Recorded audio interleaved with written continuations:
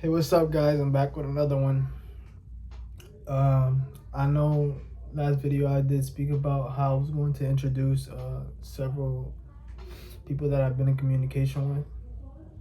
But before that, I'm gonna get into my trips to DR and what were the kinds of things that I got into during the times that I have been in since 2020 and since everything started, and some of the things that did happen, and what were the coincidence, what were the spiritual messaging that were included in that, and as to how far did they go, and what were the kind of things that I had to like endure. So I went to a lot of during the time I spent a lot of time at church. Like that was one thing that I do remember. I went to church like a lot, like every Sunday, more than Sunday. Sometimes I'll go in the week, and to this day I still go by and like still go to church and stuff like that. It's nothing bad. It's always a good thing to go to church. And I remember in the beginning I spoke to a priest and I was telling them what happened. So I had just got back, and that was when I remember when I went to the behavior center, and they were giving me to talk to a lot of people. So I spoke to the priest and I let him know what was going on.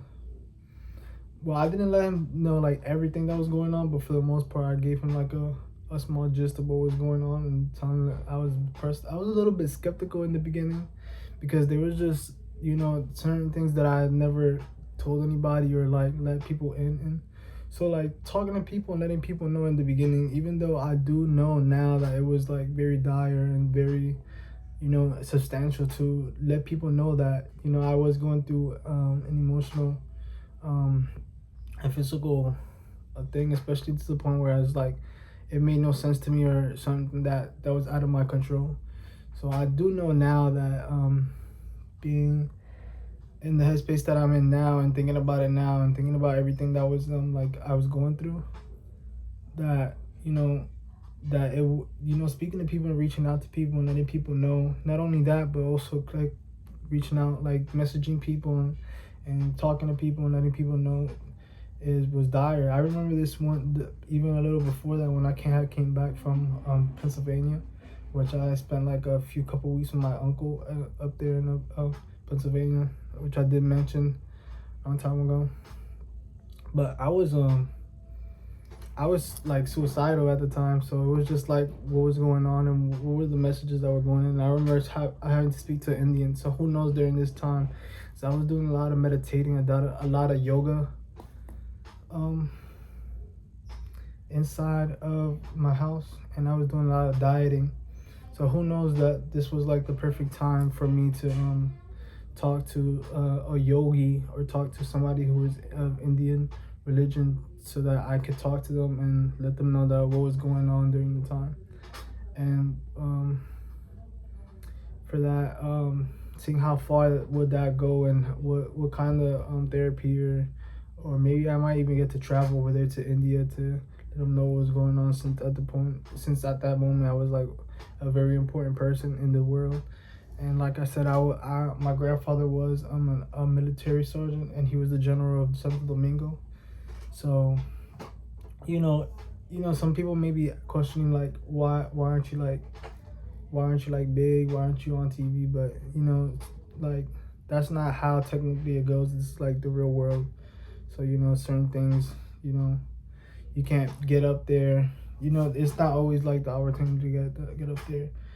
I don't really know how to explain why my grandfather wasn't up there, which is the real question. Even I asked, like, yo, why weren't we up there the whole time? Like, sometimes I'm stuck in a situation where I'm asking, like, yo, why weren't we like huge? Why wasn't he like huge with all the things that he has done, which was like go to many places and talk and proclaim the word of God, and so why wasn't he like so big? Why wasn't he like? But within the people that know him, especially the people who pulled up to the funeral at the time back in 2014, was very, where it was like, it was huge. So within the people, within the land, and with the people that did know him, and the people that surrounded him and protected him, these were simple signs that could go as far as like just letting people know that, you know, you even though you didn't make it out, even though there wasn't like any media talk, and you know it's hard. Which there's a video actually of my grandfather which they were recording him, and I forgot what he said in the video, but you know there's videos of him like with people recording and stuff like that. So there was like signs that he was getting to a place, and then there was also, you know, a campaign that he was working on, that he was going to become the first president, the first black president of Santo Domingo, or the second black president in Santo Domingo of Dominican Republic. So that was huge. That was like back in 2012, and that was during the 9/11, which, you know, was a result of World War II, which he did fight in. So these are like her predicament, especially 9/11, which was so huge, with me and him getting talks with George W. Bush through the telecom, through the messaging, which, you know, through the church, did set off like a huge first steps for you know, for that to happen. So there was a lot going on during that time, especially during the time of 9/11, which, you know, was huge, you know, which was like an act of war. And, you know, 9/11 is in the center of New York City. It was a part of the center of New York City. It was one of United States holding too much power at the time. So there was a lot of questions going on around that time that speculated the range of war that was going on, and what we had said earlier said to have been done. So yes, you know, my grandfather was a part of the was a part of the not was a part of 9/11. I said that in Twitter one time too. So now we're coming to like open closure as to what was going on, and what kind of positions were we in. Now where I stand as the son, I was you know, now protecting the black excellence side of the warfare, where we were you know, and still in preparation for what we were going to become at the time, and who were we going to become. Were we going to become like world's governmental power, and what were the first steps that were coming, and what do we deem unfair?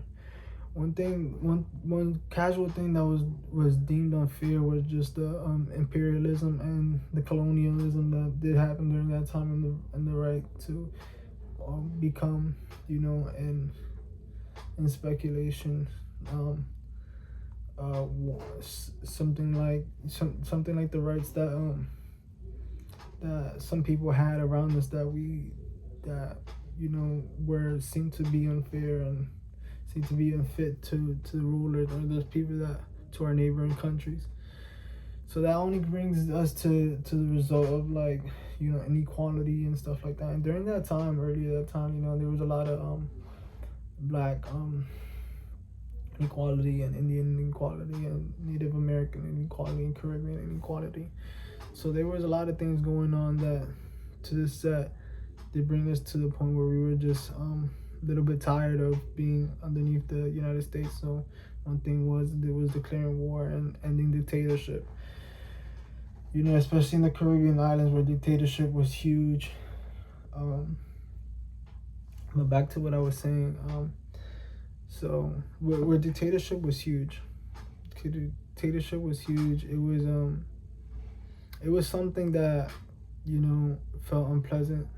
That, you know, into the growing years, and people who've lived on for a long time, like who've been here for a long time, you can already understand that this may be like this may be cruel. This may be like, you know, to the point where it's becoming unsettling, and, you know, we need to correct these things, because these are powers. We're talking about powers that the white people or the United States are comfortable with, when we talk about Europe are comfortable. When we talk about Africa as well, and the position as like we're heading to do things that we have never, could be and never. Some people have even seen with all the native indigenous tribes that were even being undiscovered at the time. And I know there's which I don't know what was going on during that time, but Ripley's, believe it or not, that's in Times Square in Manhattan. There's one here in Orlando too. But there's people who go around like freely and not not up for debate as to what's going on or even a part of that. So there's museums, there's circuses about it, and we could say what we want, but we still need to organize from this perspective as to what's going on and as to how this is being settled. So we didn't understand that how the effects of imperialism and colonialism happened, and what were the rights and dictatorship, and what were the rights that were being set out to the neighboring countries that were affected by these, and what did we have to go through to have these points set out. So that was that was a major effect. And throughout the years there was a lot of inequality, like things that we weren't able to see in the beginning, and things that that certain jobs, certain positions, certain times, certain things that weren't being done in the United States and in other countries that was like unfair to our people. And what can we do in the Amazon, which was huge, and as to what we wanted for the future, so there was a lot going on around that time, and like I said, my grandfather did come from a time where when World War II in the United States were the first time that, and I mentioned this in the earlier video, was the first time that we did see even our neighbors even fight inside of a warfare. So that was very troubling at the time, even being enlisted, even coming in as the president, which Barack Obama comes in later on to settle this and become the first black president, and and then later on to the mayors who become seated in office, and the Congress, people who were seated in office, whether they were black, Indian, or Latino. So there's a lot, especially what we wanted to come in as, some of our languages are not even being used in some of our depiction. I know a lot of things that we're still like, we were prepared even during World War II to become our own nation that did prioritize our government and what kind of effects and effects did that come down to. So there was a lot of things in particular that did come out, and during that time, and during the World War II in Santo Domingo, which I did mention earlier in a different video, which was the time of Trujillo, and how did Trujillo and the work during the time and the correlation between nations and Germany and whatnot was the effects of all this stuff, and what some of our neighbors had to go through, that that eventually led us to the position that we are now. And yeah, so that was pretty much, and we were ready to become a black nation during World War II, because that was our first warfare. That was our second warfare after the Independence Day, and then the Haitian and Revolution, and then the Cuban Revolution. That we get to say that DR was like I heard in the earlier a video, that DR was a very rich, one of the richest Caribbean islands that there is. So this is very important as to seeing this motive and seeing this country move forward, and this representation, and letting that go forward. And many platforms or many statuses and positions inside, well, not inside, but like as a country. So seeing that, and when will it be our time to like step forward and do as so, will be in the position where we stand now. So that was something that I needed to get off my chest about, what was going on, and how did this lead up to the time that we are now, and what sets of warfare, what crafts, and what architecture are we building for each other for the future. So World War II and 9/11 was something that had to happen, and then later on the Iraq warfare, which was set by terrorists. It was never like a warfare that was set by like neighboring wars, which probably would have led to like a world war. And this could be said during the industrial period of during the Gandhi and Nelson Mandela, which Nelson Mandela happened many years after, but Gandhi happened, and I was compared to Gandhi at some point, and his respects to what he did for his country, and the protest that he was in, and the fasting, and the essays that were written during that time. So that during that time, the whites and the Indians didn't get along as very well. At least the people didn't. So there was some kind of like arrangements or wage of war that was bound to happen, and leading down to the World War I, when they shot the prince during the parade, and what political adjustments were being held upon, and what communism or democracy was right to fit for the world's approach or approval to what is now, an international speculation of what's going on. So if you read the books, there's a documentary on it. Well, not a documentary, but like a biography about it, and it's basically about Gandhi, and I watched it before. I remember watching it, and I fasted for like 3 months. Gandhi fasted for like a day. There was a lot going on during that time, and there was certain things that we are in position now that we weren't in position before to now become. So back to what I was saying with speaking with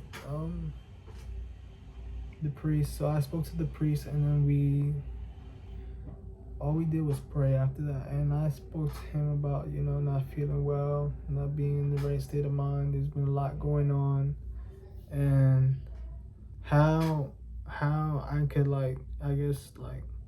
push forward.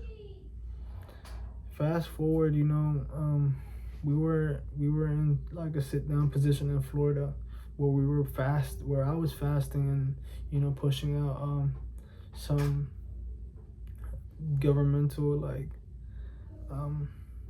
well, some sort of like how do you explain?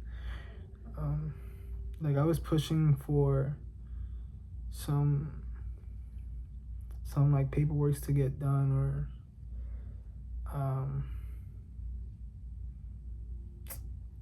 like a message, like governmental like ideas that did advance the United States at the time. And during the time of Donald Trump, you could see my allegiance and my dedication to the United States, and what was my war efforts inside the United States. You know, in footsteps of my grandfather, um, sleep in paradise, Thomas Gregorio, but and what my actions were and what I placed inside the United States. You know, which led me to have trips in Dominican Republic, which I did speak to Army sergeants in Dominican Republic, and got to speak and got to let them know, you know, that we were pushing for Islamic rule, Islamic reign, and what kind of priorities were we going to see during that time. They used to see me like a son, because you know they did assassinate my grandfather. They used to see me like a son that, you know, in righteousness would see the better future, and see us like in a position where I was in power and I was somebody that they've known for years. So I've been here since technically since I was like a few months old, since I was like 5. I remember taking my first steps and meeting everybody, meeting my uncles, meeting people who was in like high powers and giving them power, and even going out to even, you know, like sit, look like me and stuff like that, or represent me in much of a way that, you know, it was like times that were like beautiful, especially during elementary school and whatnot.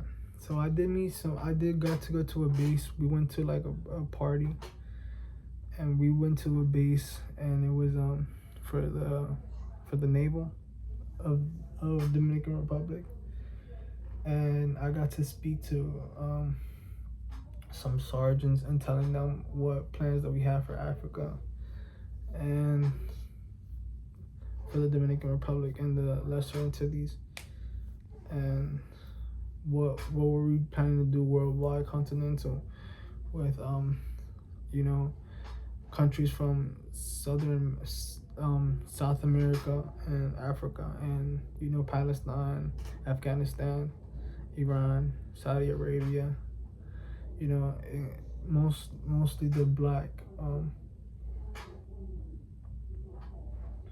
countries that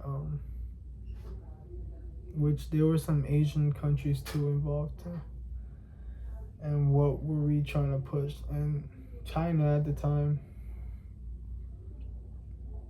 you know, we had sat down through messaging, through the telecom, and we had sat down and we spoke about everything that was going on. And at the time, I was portraying a character for them, which was the character of Aang, which I don't know if you watched The Last Airbender before. It's a great anime series of the courts and the paperwork that we had to get done. So I did do a couple paperworks for the United States, and to get to meet and through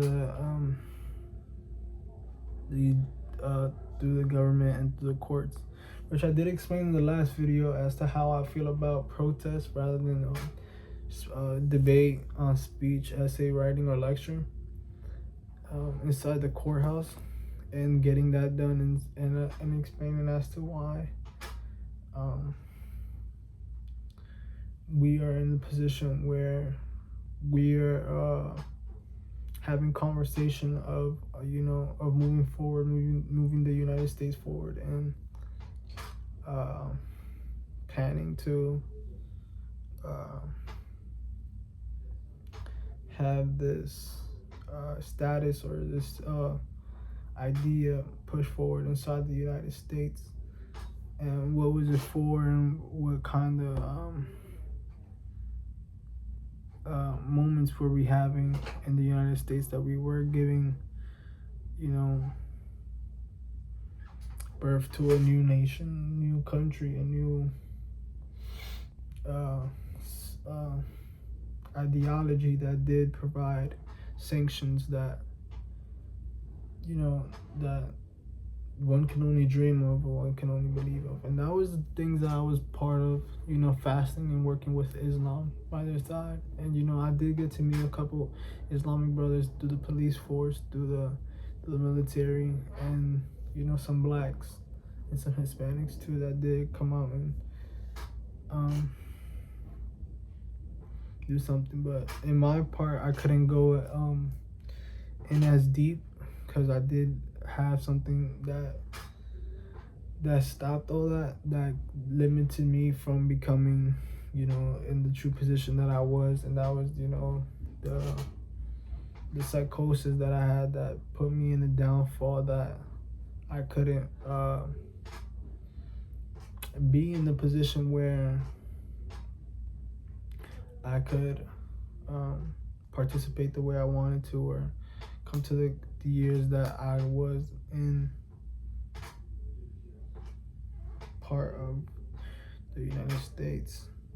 And I took the ASVAB. I got to meet inside the Army right here in Orlando.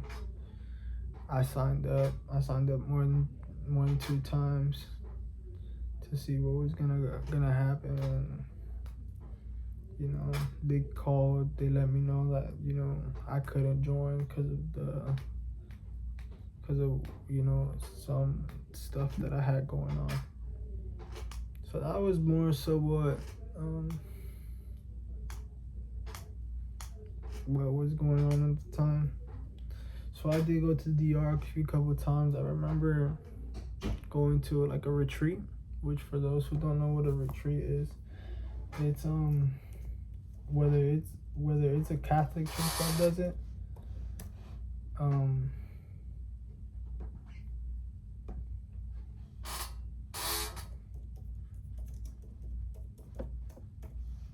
it's basically like a purposeful stepping away from daily routines and environments to focus on spiritual growth, prayer, and community connection. It's a typical involves a group of gathering at an off-site location such as a camp, conference center, or nature spot, or a period ranging from a single day to an entire weekend. And mine was like for like few days. There was one that there was like about veganism and transforming your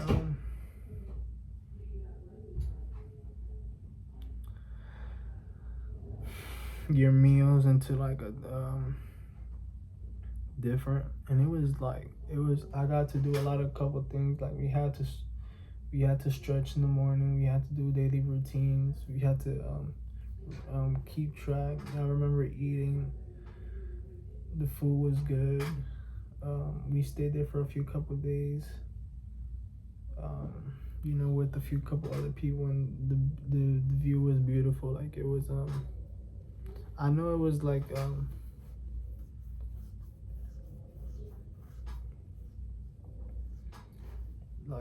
don't think it was a church, but it was it was just a retreat.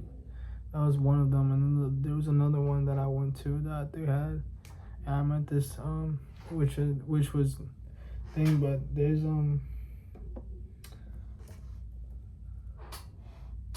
there was this guy named Dionysus, which I got compared to, which is a Dionysus is a common Greek and ancient Greek personal name, notably referring to Dionysus the Areopagite, Dionysus of Syracuse, of Dionysus of Halicarnassus,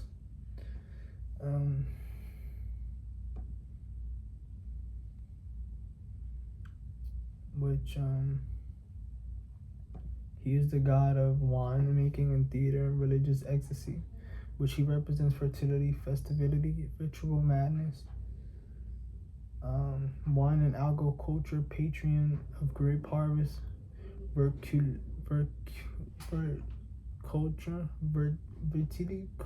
and orchids, mind and emotion, embodiment, joy, divine freedom, and savage madness. Arts, protector, and patron on theater and dramatic performance. From the book that I've read like a few books, but there's a book that I have that it basically he's the son of Zeus, and he comes with fine wine, festivity, and celebration.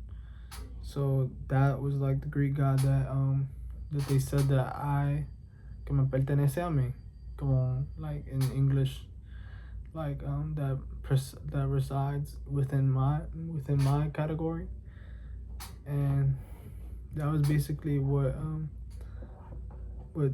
they had us doing, and his name was Bobby Hammett. You guys should write his name down and search him up. Bobby Hammett and who he was, which is I'm gonna say he's like a prophet, a teacher, and he teaches a lot of spirituality and stuff like that.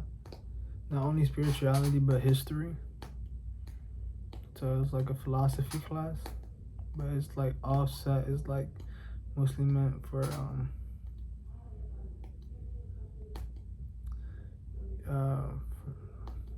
for like if you're studying like Egyptian mythology, Greek mythology, etc., etc., etc., Indian, Native American, and he basically goes over about various teachings. And that was one of the spiritual leaders that came up to me and started talking to me, and it was like unlike no other. I took the class. I still to this day still listen to some of the lectures that they give out online. I still follow them.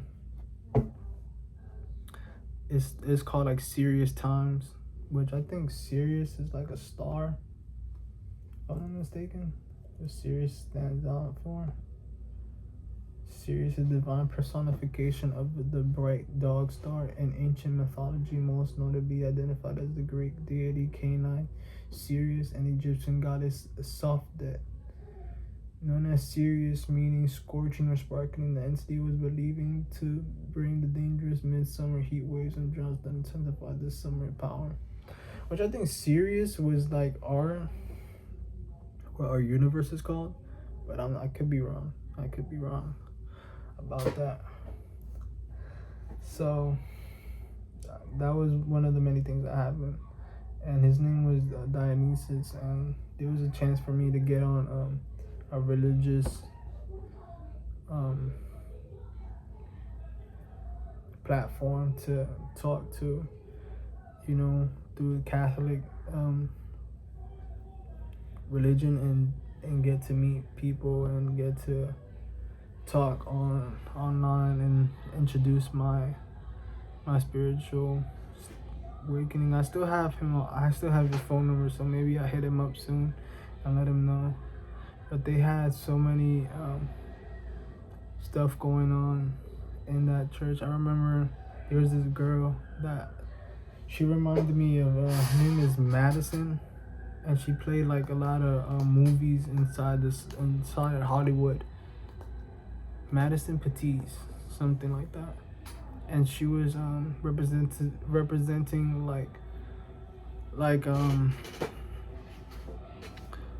as like as a companion, as my wife or like a girlfriend that would help me through, including Willow Smith that did pop up. She's huge. She's currently in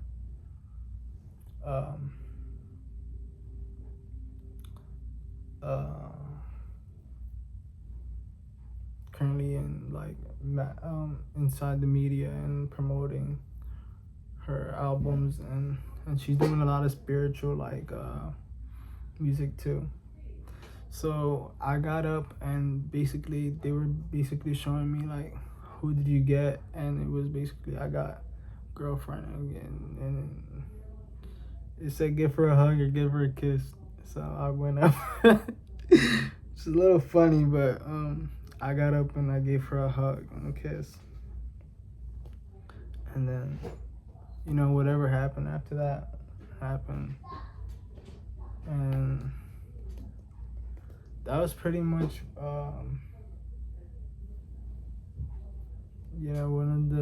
one of the stuff that they were showing throughout the retreat. And I knew most majority of them was about me. It was, there was nothing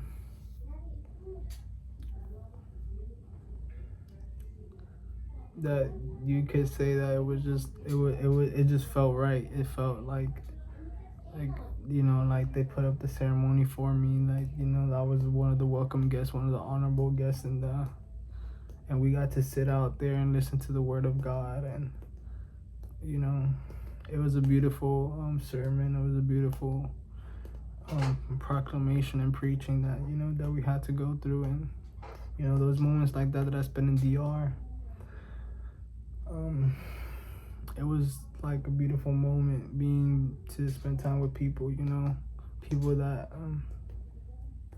wanted to share moments like these with each other. And being there, that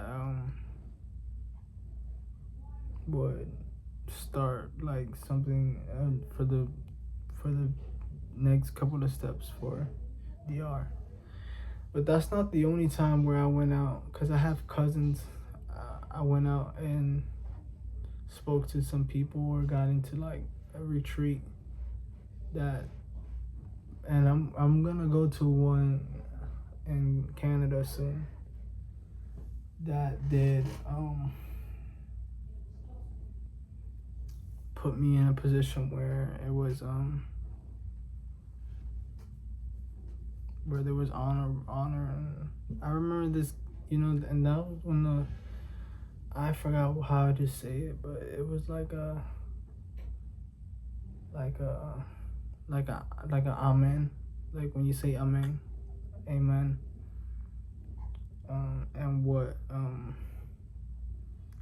and how people say it, but there was like shabalababa, and I'm not gonna say it if I can't say it correctly. It was like some kind of like a word that they would say, and there was beautiful people there, beautiful people. But I got to speak to a lot of people when I was out there, and Dionysus was one of them that did have a camera with him, and he was representing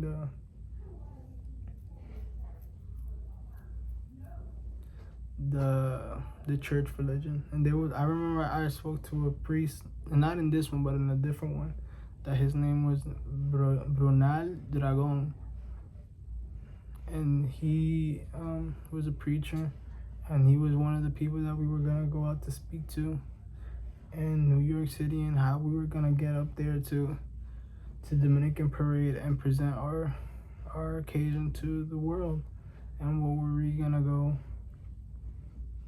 in that moment to proclaim and preach about. And he was a wonderful person. He was not that tall, but we got to speak throughout the car ride and connect in a whole different level that and I've never before. So I'm pretty sure he's in New York now. I didn't get to get his number. I forgot to ask. But for the priest that did get to I did get their number. They they still text me. I know one texted me this morning saying good morning, and sending me pictures, sending me different stuff that did promote blessings throughout the ceremony, which was huge. I wanted to see what happens now with the Muslims, and what kind of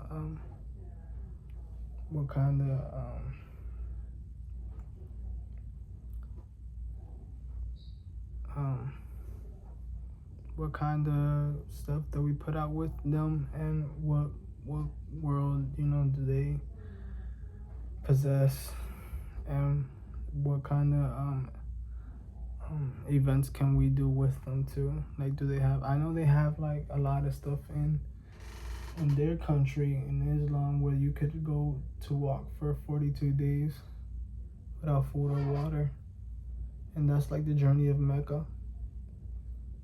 There's also the box, I forgot what it's called.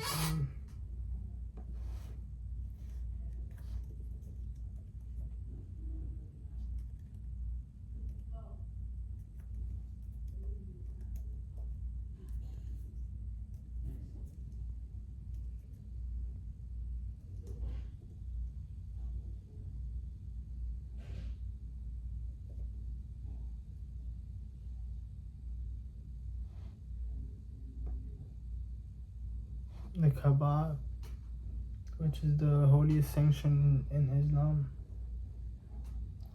and serves as the directional focus for daily prayer and destination for annual pilgrimages. So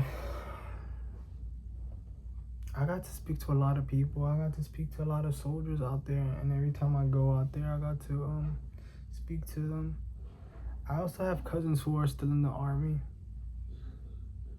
and I don't know if I mentioned this earlier, but I did have an uncle who was in the army, who was the chief, and he also passed away. He was also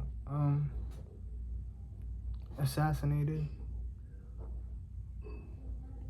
which sleep in peace, sleep in paradise. Not a day goes by that I don't think about them. I still have pictures of them, and for what it was worth, for what it was worth, it was always beautiful being with my family and getting to know them on a different level.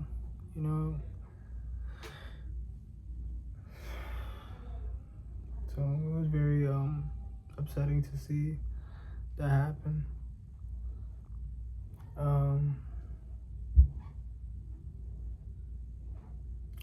I also have some cousins who are army sergeants, and they helped me. I speak to a lot of army sergeants and stuff like that. I remember I did a lot of speeches in Dominican Republic, and I know I went up to one of the ladies there and I asked to speak to the president of the Dominican Republic at the airport to take me there, and nothing happened. They just stood there watching for a little, so I didn't know what to make of it, if they weren't going to take me immediately out there, which was huge. Like when I'm saying that was like a huge step, like that was like a huge step. Like I will never forget that. I will never forget those moments that I spent there. Like it was unbelievable. Like nothing could compare to that, nothing.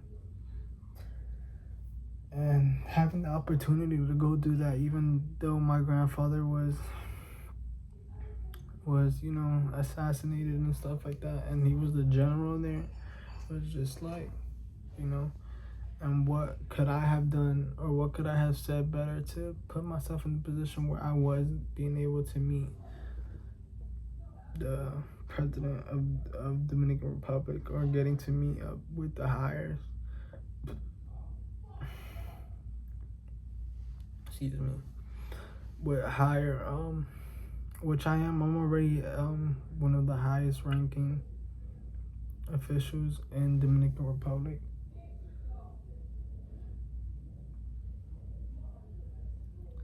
But what was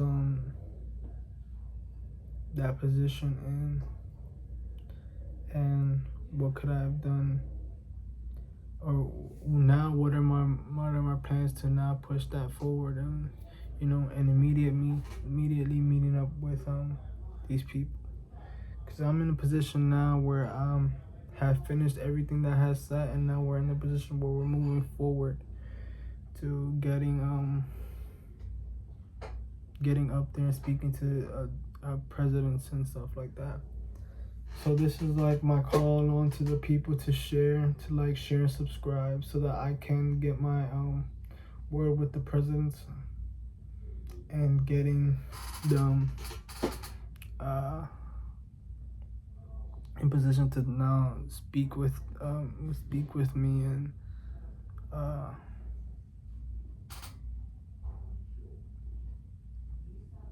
and having that sat out. So, and I've been writing a lot of essay writing, a lot of lectures on my laptop that is trying to now send to Washington D.C. so I could speak to these people and now have the first couple of steps in becoming and what I need to as of now. So that's basically what's and I'll probably post some of the pictures that I had with the Army sergeants in Dominican Republic on my Instagram, so people can see that it did happen. I was there in Dominican Republic speaking to these people and letting them know what were the first couple of steps to forward our steps there. So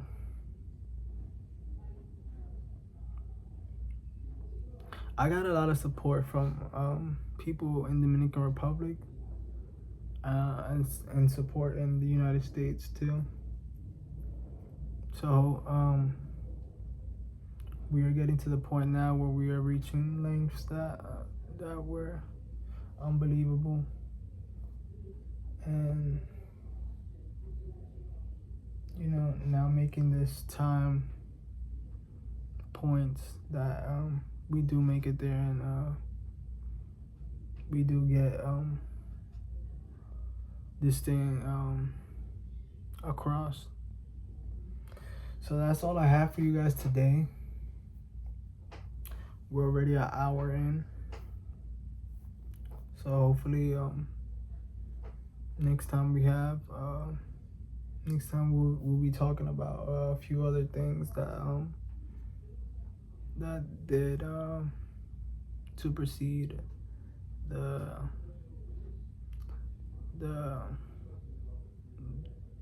topics that we are talking about. So thank you for sitting down with me for the 50 minutes, the hour that we've been here. Hope you guys have a good day.